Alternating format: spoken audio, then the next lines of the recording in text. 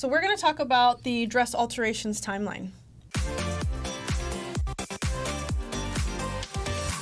The majority of brides I would say, are kind of like maybe 50-50 on. Yeah. They're kind of informed but not informed. Right. But I would say a little less than 50. Yeah. So the question that we always get is, when is the right time to like contact a seamstress? Mm-hmm. My answer, we'll hear from Ashley in just a minute, but my answer is like the moment you say yes to your dress. It's that simple.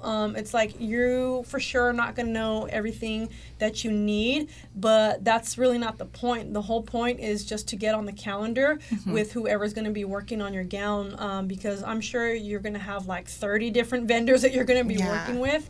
They're all going to have a different process, a different payment system, and how they take payments and all this different stuff. That's really my recommendation is, once you say yes to the dress. I mean, I agree with that.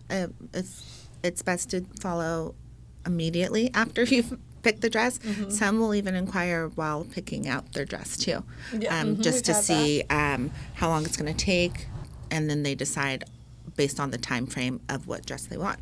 But I think immediately is good because, especially with us, we book really fast. Yes. So it's best to just get on the calendar, even if it's like next year, as soon as you know. So at least you can have that set, because also with all your other vendors, and you have no idea of how that business is going to fill up. You want to just have your set appointments for everything. And I've been noticing, because I've been monitoring the calendar very closely, but since we've grown now, as a business, we're actually starting to get really heavily booked even 6 to 8 months out. Right. 6 to 8 months is kind of like a typical time frame for how long it takes for the gown to get made, for the designer to produce it.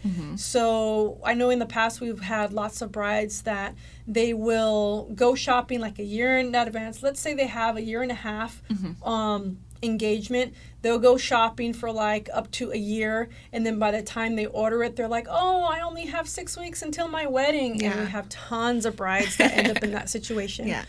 Or maybe they just got engaged super quickly, and it's like, okay, hey, I'm going to go buy a dress off the rack, and we're going to do a beach wedding, and it's all said and done. We'll have lots of brides that contact us, within 2 months or less. Right. And so it's like, obviously that can't be helped if it's kind of like a really quick wedding. But if you're planning already in advance, we've had a lot of brides that have basically just waited until the gown has been made, which is like the 6 to 8 month period. And it's not until they go into the bridal store just to try it, then they're like, okay, well, now I'm going to reach out to a seamstress. And that's really the worst way to kind of approach the situation. Yeah, because some are also, when they're doing the dress fittings, they assume because they take measurements that they won't need much. And so then they do wait until last minute when they do try it on with the actual dress, when it's been, 6 to 8 weeks. And then they say, oh, I need alterations. Yes. And then they inquire. One thing that us women, especially brides, forget about in the process is that because we are girls, we got hormones. So many things are going to change. It's like, I could wear my tight jeans yesterday, but I can't today. Yeah. So that's one thing that definitely shouldn't be forgotten throughout the process.